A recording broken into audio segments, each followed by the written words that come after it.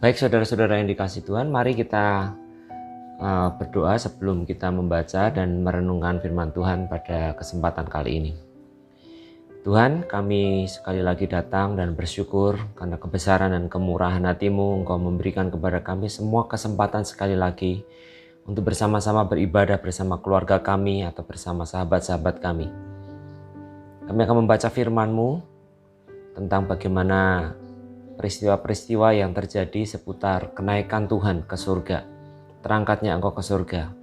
Kiranya Allah Roh Kudus memberkati kami semua, menolong kami baik yang berbicara maupun mendengar untuk mengerti isi hati Tuhan, dan kami mentaatinya, mengubah hidup kami seturut dengan yang Tuhan mau. Tolonglah kami semua Tuhan, di dalam nama Tuhan Yesus kami berdoa, amin. Hari ini kita akan membaca dari kitab Injil Markus pasal yang ke-16 ayat 9 sampai yang ke-20. Saya akan membacanya secara bertahap sesuai dengan tema yang bisa saya temukan dari bagian-bagian mulai dari ayat yang ke-9 sampai ayat yang ke-20 ini. Bagian pertama, ayat 9 sampai ayat yang ke-14. Perikop di sini diberikan judul Yesus beberapa kali menampakkan diri dan mengutus murid-muridnya, dan lalu Yesus terangkat ke surga. Ayat ke-9, setelah Yesus bangkit pagi-pagi pada hari pertama minggu itu, ia mula-mula menampakkan dirinya kepada Maria Magdalena. Daripadanya Yesus pernah mengusir 7 setan. Lalu perempuan itu pergi dan memberitahukannya kepada mereka yang selalu mengiringi Yesus dan yang pada waktu itu sedang berkabung dan menangis.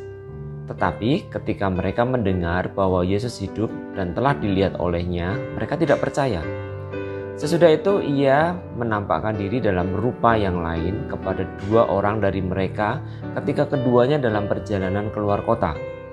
Lalu kembalilah mereka dan memberitahukannya kepada teman-teman yang lain. Tetapi kepada mereka pun teman-teman itu tidak percaya.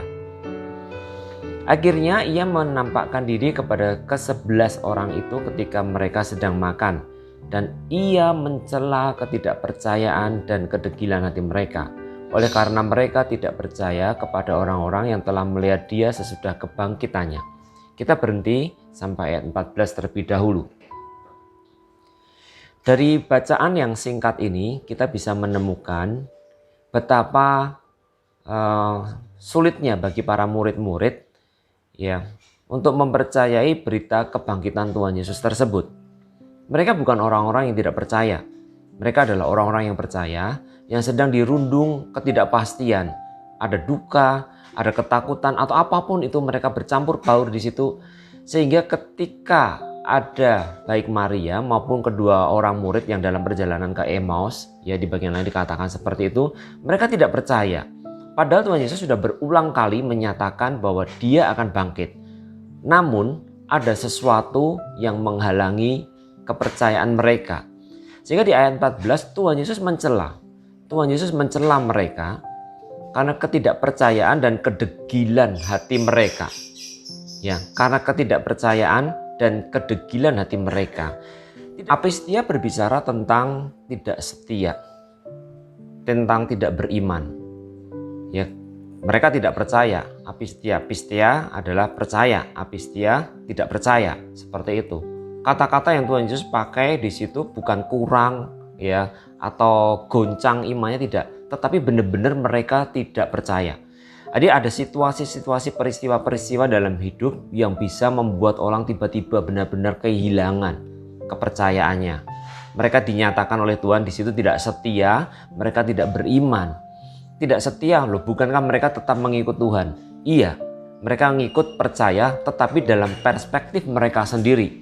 Mereka tidak mengikuti apa yang Tuhan Yesus sudah katakan, bagaimana ia harus mati dan nanti dibangkitkan pada hari yang ketiga.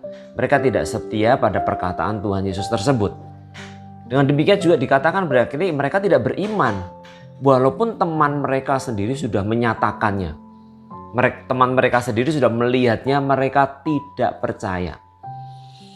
Lalu yang kedua, degil hati. Di situ dikatakan menggunakan kata sklerokardia, hati yang mengeras. Ada penyakit yang bernama multiple sclerosis. Ya, penyakit multiple sclerosis ini adalah gangguan syaraf pada otak, mata, dan tulang belakang. Multiple sclerosis yang menimbulkan gangguan pada penglihatan dan gerak tubuh. Ini terjadi karena sistem kekebalan tubuh itu menyerang lapisan lemak yang melindungi serabut saraf mielin, sehingga menyebabkan gangguan komunikasi antara otak dan seluruh tubuh. Nggak nyambung, otak berpikir apa, tubuh melakukan apa, atau otak memerintahkan apa, tubuh malah tidak melakukan apa-apa, atau tubuh melakukan gerakan sendiri tanpa disuruh oleh otak.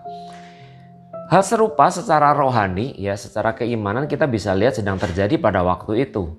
Para murid mengalami tekanan yang berat, bisa jadi ketakutan, bisa jadi juga ketidakpastian karena guru mereka mati dan mereka melihat guru mereka disalibkan.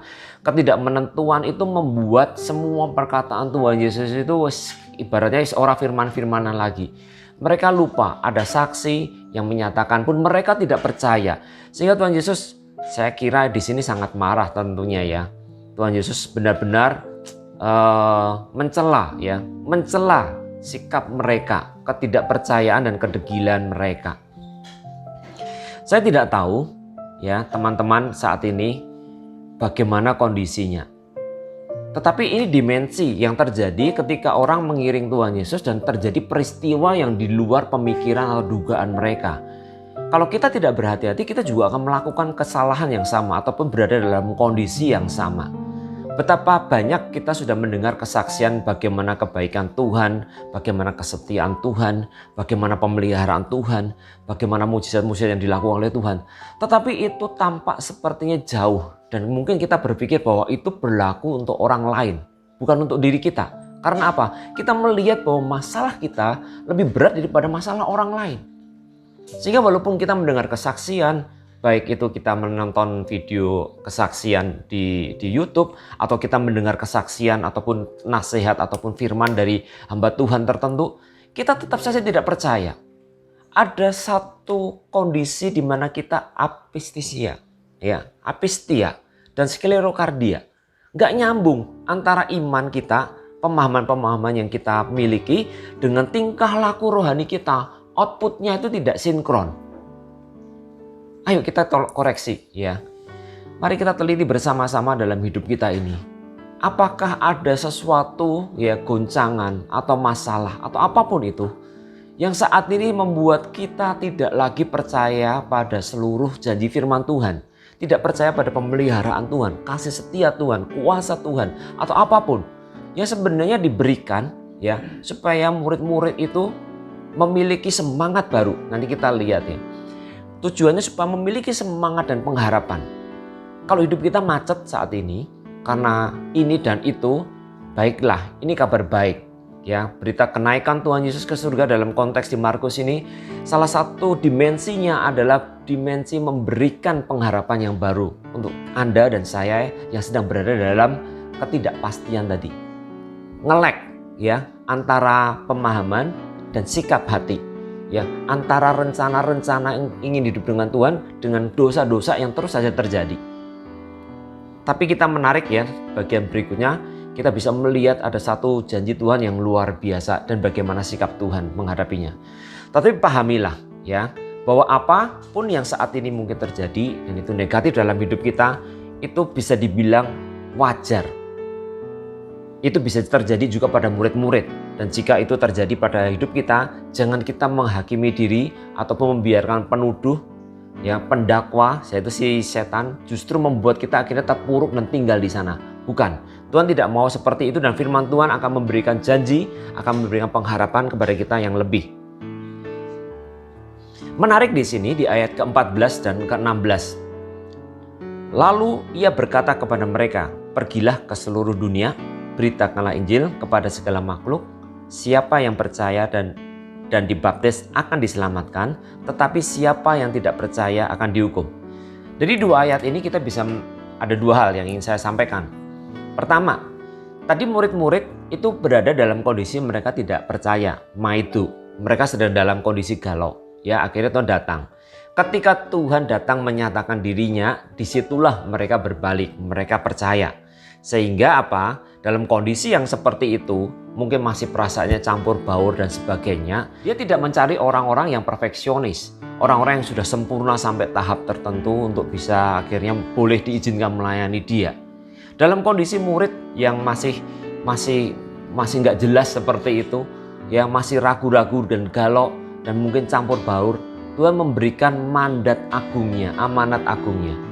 Kalau di kitab Matius kita bisa melihat sebagian ragu-ragu, sebagian menyembah. Kemudian Tuhan memberikan perintah amanat agung untuk pergi menjadikan semua bangsa murid dan membaptiskan mereka dalam nama Bapa dan Anak dan Roh Kudus dan mengajar mereka melakukan segala sesuatu yang telah Tuhan Yesus perintahkan. Di bagian ini kita juga melihat secara singkat untuk mereka pergi. Jadi mandat ini diberikan bukan kepada mereka yang sudah sempurna. Ini menjadi pengharapan bagi kita. Ini menjadi kesempatan bagi kita betapa Tuhan akan menyertai kita kalau kita mau taat, berada dalam rencananya. Jadi apapun kondisi kita saat ini, apapun kondisi saya dan kondisi Anda, ketika kita sungguh-sungguh mau percaya kepada Tuhan, kepada kita diberikan satu pesan untuk membawa kabar sukacita ini. Injil, Evangelion itu adalah kabar sukacita kepada segala makhluk. Mengapa sukacita?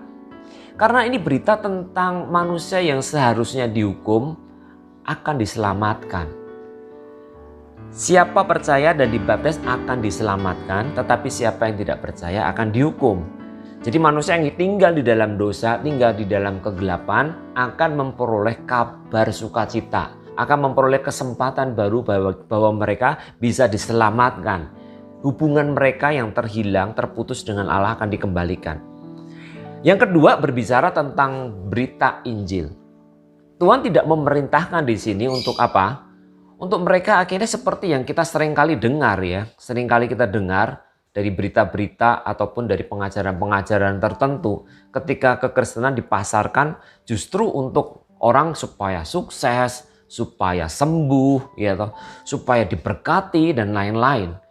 Bukan, Injil untuk membawa kabar sukacita. Ya, Injil berbicara tentang keselamatan jiwa, bukan tentang pemulihan di dunia ini dengan urusan-urusan dunia ini, bukan. Ya, kalau Injil akhirnya dikemas dan akhirnya terjebak dan kita pun jadi ikut-ikutan di sana, ya memberitakan Injil itu seperti orang memarketing sebuah bank mencari nasabah sehingga memberikan ini itu dan sebagainya, itu sudah bukan Injil lagi, tetapi itu Injil yang lain. Injil yang sejati berbicara tentang keselamatan.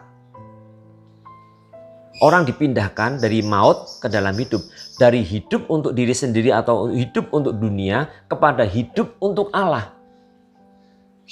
Mau tidak orang ke sana? Jadi jangan sampai kita justru meleset ya. Akhirnya apa? Menggunakan Tuhan supaya hidup kita itu diperdamaikan, hidup kita untuk menyelesaikan urusan-urusan dunia kita sendiri. Sama sekali kekristenan atau Injil Kristus itu bukan untuk supaya kita akhirnya bisa santai, bisa sukses, bisa berhasil di dunia ini ya. Semua yang direncanakan itu berkemenangan. Iya, satu sisi Tuhan bisa mengizinkan itu terjadi. Tetapi di sisi lain tidak selalu seperti itu. Kalau Tuhan ingin memakai kita memenangkan orang-orang yang sukses, memenangkan orang-orang yang melimpah, berkelimpahan harta, orang-orang yang ternama, Tuhan akan memakai kita bisa ya, dititipi kita posisi yang sama sehingga kita bisa berada di lingkungan tersebut. Tetapi bukan itu satu-satunya. Tuhan kadang mengizinkan bagaimana kesulitan, kemiskinan, sakit penyakit hadir. Supaya apa? Kita juga bisa menolong. Ada sekian orang yang banyak ya, murid-murid Tuhan bisa melayani komunitas yang mengalami pengalaman yang sama.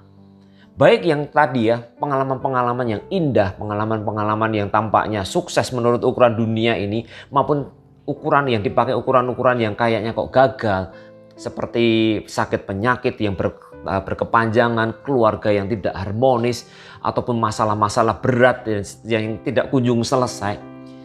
Dalam semuanya itu Tuhan meminta kita untuk menggunakan masing-masing berada di posisi kita itu untuk setia membawa kabar sukacita. Karena masalah apa? Semua itu akan berakhir kan. Kekayaan juga akan ditinggalkan ketika kita mati. Pun juga sakit penyakit, kesedihan, kesemuanya akan ditinggalkan. Tuhan berbicara tentang keselamatan kekal. Jadi apapun perannya, ujungnya beritanya harus adalah sampai kepada keselamatan. Bagaimana Allah mencari orang berdosa. Dan orang berdosa itu ada di semua kalangan. baik yang miskin, yang sakit, ataupun yang sehat, yang bugar, yang kaya raya, yang tajir, sultan dan sebagainya, semua membutuhkan itu. Jadi itu berita Injil. Jangan diselewengkan, jangan dikurangi, ataupun hanya diambil yang enak-enaknya saja. Karena kalau diambil enak-enaknya saja, pasti kita lihat Tuhan Yesus itu adalah pelayan yang gagal. Paulus gagal, Stefanus gagal, Petrus gagal. Karena apa? Hidup mereka akhirnya berujung pada kematian. Kita ingin seperti Kristus, bukan? Jadi mari kita kembali setia pada apa yang Kristus katakan. Kembali mengikuti apa yang sudah Paulus tuliskan di sana. Kembali kepada kitab suci. Oke, selanjutnya. Di ayat yang ke-17 dan ke-18. Ini berbicara tentang tanda-tanda. Tanda-tanda ini akan menyertai orang-orang yang percaya. Mereka akan mengusir setan-setan demi namaku. Mereka akan berbicara dalam bahasa-bahasa yang baru bagi mereka. Mereka akan memegang ular. Dan sekalipun mereka minum racun maut, mereka tidak akan mendapat celah. Mereka akan meletakkan tangannya atas orang sakit dan orang itu akan sembuh. Tanda, ya, bukan tujuan, ya. Di sini hanya tanda, bukan tujuan. Ibaratnya saya ilustrasikan kalau dalam militer misalnya ya, ini adalah semacam seragam. Katakanlah seragam polisi atau seragam tentara. Nah, ini tanda yang menyertai, ya, menyertai. Jadi ada dua kelompok, ya. Ada dua kelompok orang yang ada saat ini di kekristenan menyikapi tanda ini. Yang pertama adalah kelompok orang yang memakai seragam, ya. Orang yang memakai seragam dalam pengertian orang-orang yang hidupnya ini ada tanda-tanda itu. Tapi dari yang memakai seragamnya ada beberapa kriteria, ya. Ada 4 kriteria, setidak-tidaknya ada 4 kriteria. Yang pertama, ya, 4 kelompok, ya. Kelompok yang pertama adalah mereka yang memakai kelengkapan, ya, seragam tersebut, tanda-tanda tersebut itu hanya sebagai model atau artis atau aktor. Sebagaimana kita ketahui, ya. Orang memakai baju tentara itu mereka ada yang mengenakan, tapi dia hanya model. Atau dia adalah seorang aktor atau artis yang sedang memerankan diri sebagai polisi misalnya. Mereka pakai seragam itu dan bertindak seolah-olah mereka sedang menjalankan tugas negara, menjaga keamanan dan sebagainya. Tetapi itu semua hanya drama.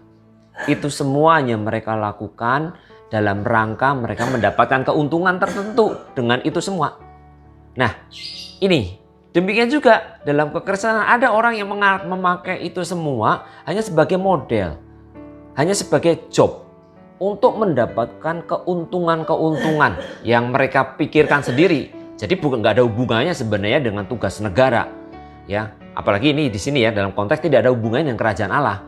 Karena apa? Dengan mengenakan itu dan mereka berlaku seolah-olah seperti tentara ya, berlaku seolah-olah seperti orang Kristen, seperti murid Kristus, mereka mendapatkan keuntungan-keuntungan apapun itu. Entah ketenaran, entah pengaruh ya, entah itu mungkin juga uang bahkan ya karena diundang ke sana ke sini dapat persembahan dan seterusnya. Itu yang pertama ya. Orang yang memakai tanda-tanda, menggunakan tanda-tanda untuk mendapatkan keuntungan. Ya, masih nanti ada yang lebih buruk dari itu ya.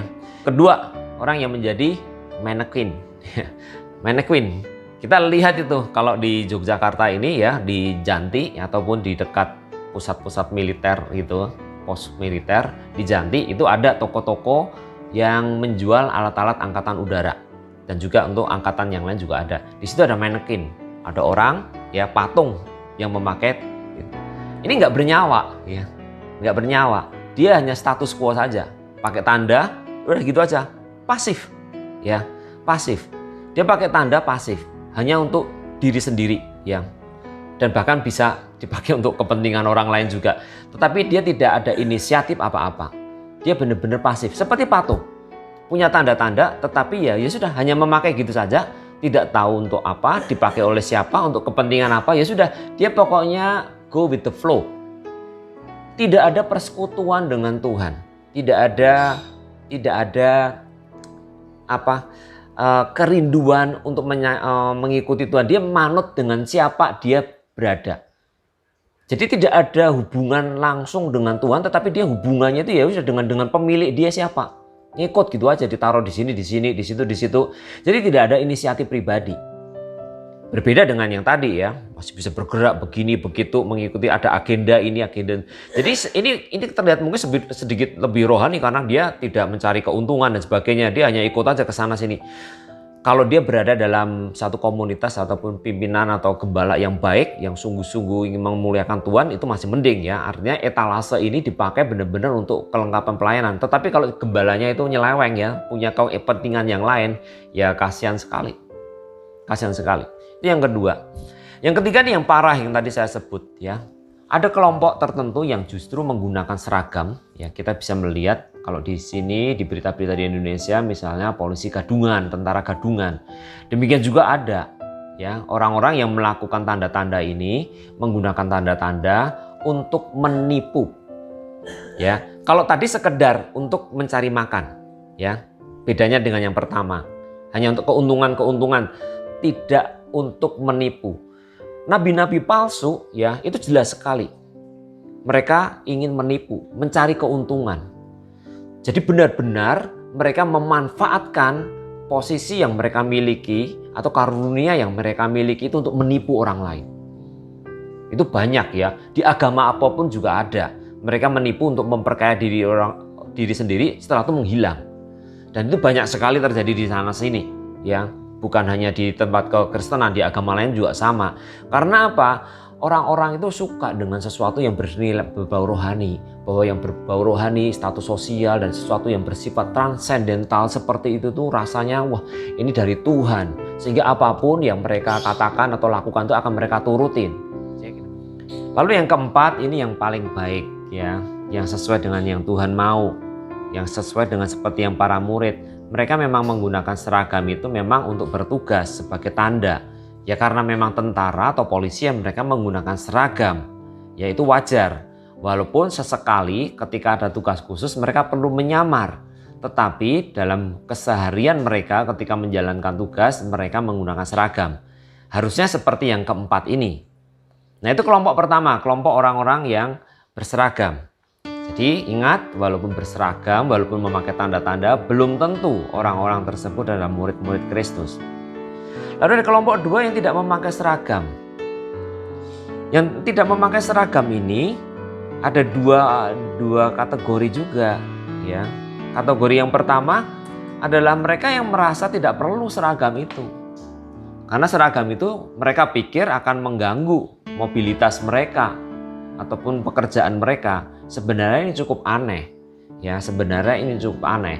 Sehingga tidak heran kalau kita bayangkan ya, kalau misalnya tentara ataupun polisi bertugas dan mereka di jalan, katakanlah polisi ya, bertugas di jalan raya tanpa mengenakan seragam, dia akan berulang kali pasti disalah mengerti oleh pengguna jalan. Sehingga banyak masalah yang akan dia jumpai. Karena apa? Dia tidak memakai tanda-tanda, tidak memakai seragam. Berbeda jika dia memakai seragam, maka pengguna jalan akan menghormati dan akan respect. Akan melihat bahwa oh ini dia polisi beneran. Ya walaupun ada polisi gadungan, tetapi ketika polisi beneran menjalankan tugas itu akan mempermudah dia. Demikian juga sekarang banyak pelayanan-pelayanan yang meniadakan tanda-tanda ini dengan berbagai alasan tentu yang sangat rohani ya. Saya ya percaya bahwa saya secara pribadi saya percaya bahwa tanda-tanda ini perlu. Tetapi yang saya harus belajar adalah tanda-tanda itu belum ada dalam pelayanan saya. Dan mungkin juga dari pelayanan kita bersama ya saudara-saudara sekalian, tanda-tanda itu belum ada. Sehingga ada kemungkinan jadi tadi kalau tadi itu merasa dia melayani sungguh-sungguh ya, memberitakan Injil dan menolak tanda-tanda itu, merasa tidak perlu sehingga pelayanannya yang seharusnya bisa sudah mencapai hasil yang besar ya jadi berkurang karena menolak tanda-tanda tersebut.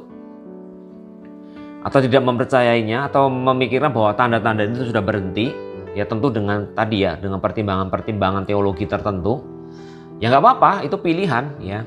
Tetapi kalau kita mau kembali ke firman Tuhan ya ini Tuhan Yesus sendiri yang mengatakan silahkan ya mau mengedit ya diganti ya kalau tidak perlu ya dicoret saja bagian ini. Tetapi kalau kita mau setia kepada firman Tuhan ini tanda-tanda ini ada dan ini tanda-tanda yang menyertai ya para murid ketika melayani. Dan kita lihat yang kelompok berikutnya ini yang tidak memakai seragam karena apa? Hidup mereka tidak sedang mengerjakan tugas. Mereka mempensiunkan diri atau kalau dalam bahasa militer itu desersi. Nah, ini yang menjadi kemungkinan ya, kemungkinan tadi yang saya harus berani jujur.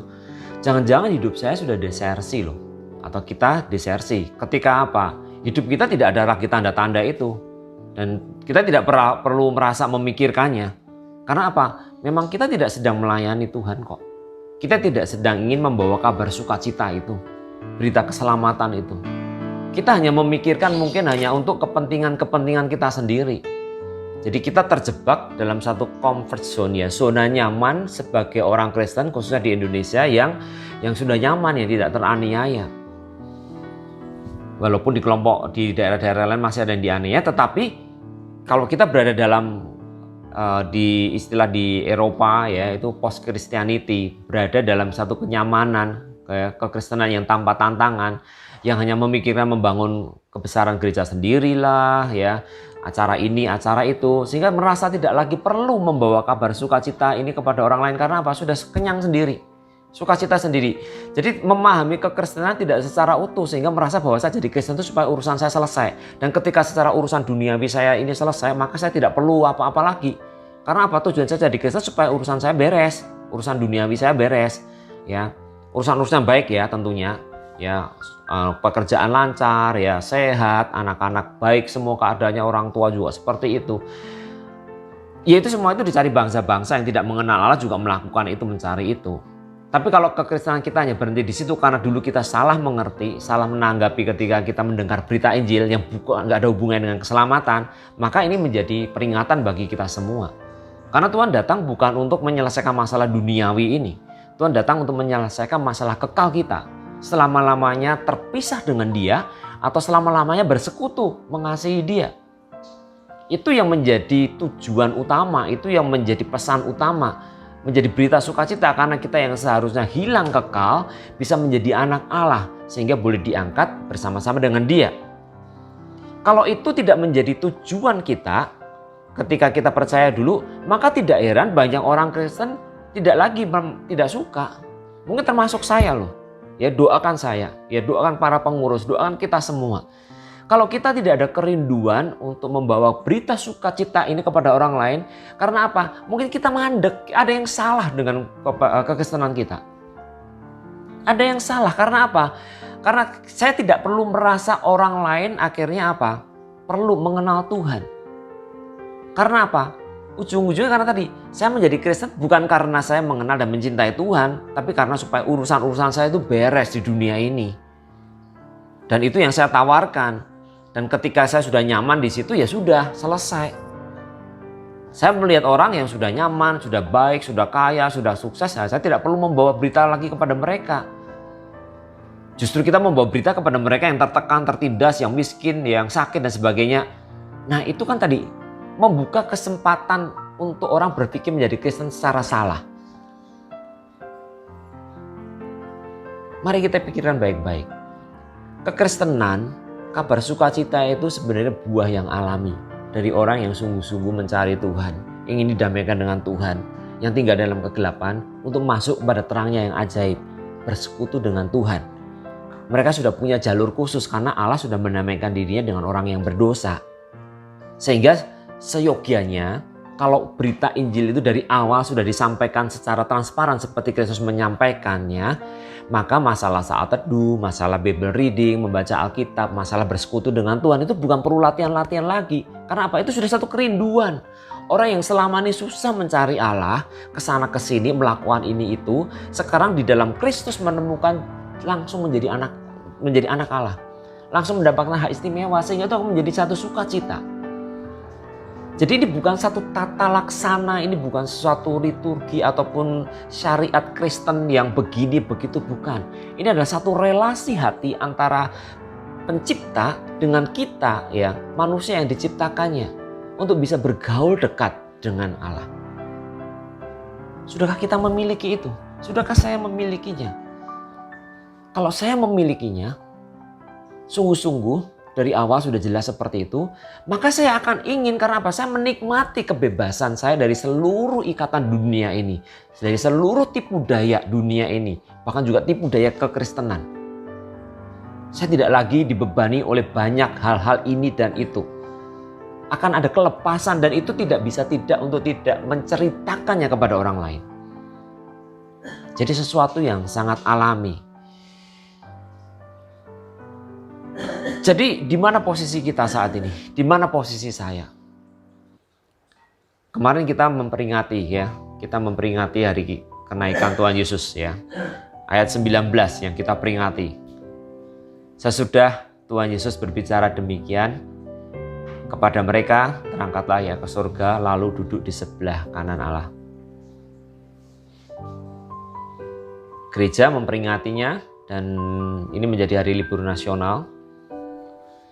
Nah, apakah kita hanya memperingati seperti peringatan-peringatan yang lalu-lalu, peringatan Paskah ya, terus peringatan ini terangkat, nanti Roh Kudus dicurahkan, nanti Natal, dan berulang hanya sebagai sebuah tontonan atau sebagai sebuah panggilan? Bedanya tontonan dan panggilan, ya kalau tontonan ya sama seperti kita nonton bioskop, ya kita ngikutin aja serial, televisi atau apapun itu. Nonton, sudah selesai. Kalau ada yang bisa diambil hikmatnya ya diambil hikmatnya, gitu saja. Ya, oh tokoh ini ya seperti ini, yo bagus, pesan moralnya apa dilakukan. Kalau panggilan beda. Ya, kalau panggilan apa? Artinya orang yang dipanggil harus hidup di dalamnya. Itu bedanya tontonan dan panggilan. Kemarin kita memperingati itu. Dan peristiwa diangkatnya Tuhan Yesus terangkat ke surga ini ada peristiwa yang sangat penting, yaitu wasiat. Kata-kata yang sangat penting yaitu untuk pergi. Ayat ke-20, mereka pun pergi memberitakan Injil ke segala penjuru, dan Tuhan turut bekerja dan meneguhkan firman itu dengan tanda-tanda yang menyertainya. Jadi Tuhan menyertai. Jadi inilah menjadi panggilan bagi mereka, bagi para murid. Tapi ini juga bisa hanya sekedar menjadi pengetahuan bagi saya, bagi pendengar kita semua. Hanya pengetahuan, oh ya kita manggut-manggut, tapi tidak hidup di dalamnya. Bisa sekali. Ya. Dan saya masih terus bergumul dengan hal ini.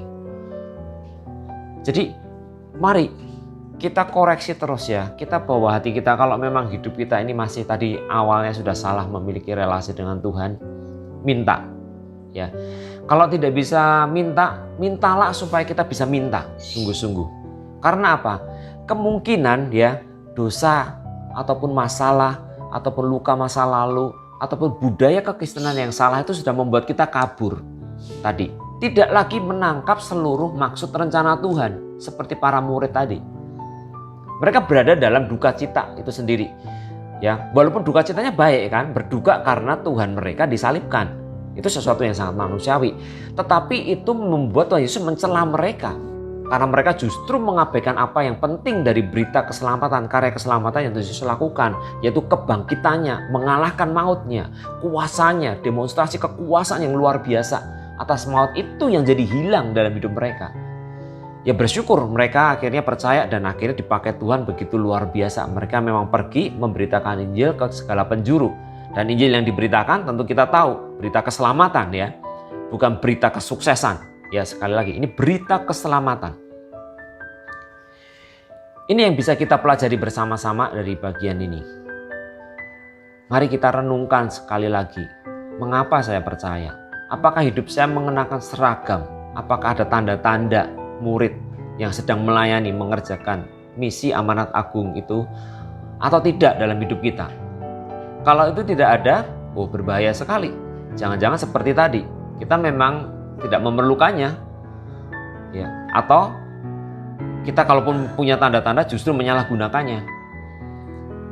Mari, sama seperti para murid, walaupun mereka semula ragu-ragu, mereka bimbang, mereka takut, mereka bermasalah, tapi mereka mau menanggapi perintah Tuhan itu, dan yang luar biasa di situ, Tuhan turut bekerja, meneguhkan firman itu dengan tanda-tanda dan menyertainya.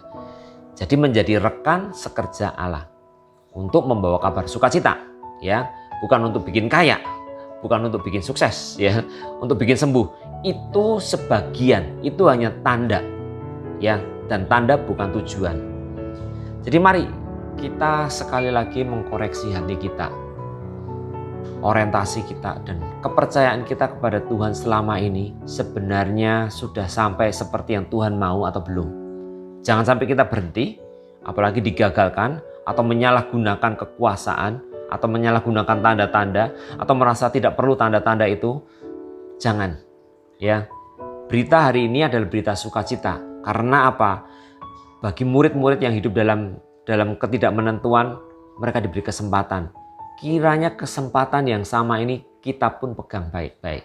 Kita responi sama-sama. Kita minta sama-sama kepada Tuhan supaya kita boleh menjadi seperti para murid. Akhirnya hidup kita ini memberitakan kabar sukacita yang sudah Tuhan kerjakan untuk mencari orang yang berdosa yang tinggal di dalam kegelapan untuk dipindahkan hidupnya masuk dalam terangnya yang ajaib. Hidup yang dari diri sendiri kepada hidup yang untuk Allah. Amin. Mari kita berdoa. Terima kasih untuk firman-Mu.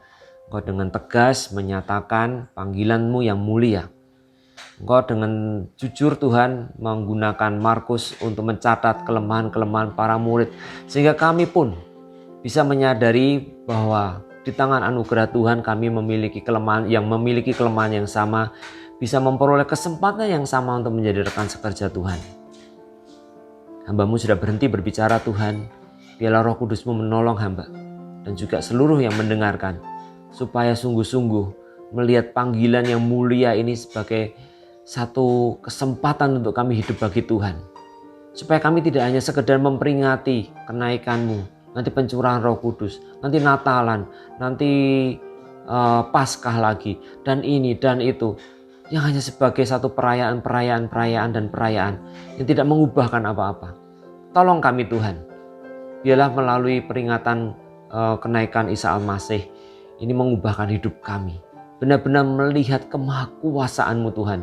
Engkau sebagai pencipta yang sudah rela menjadi manusia hina dan mati terkutuk di kayu salib supaya kami diperdamaikan dengan-Mu.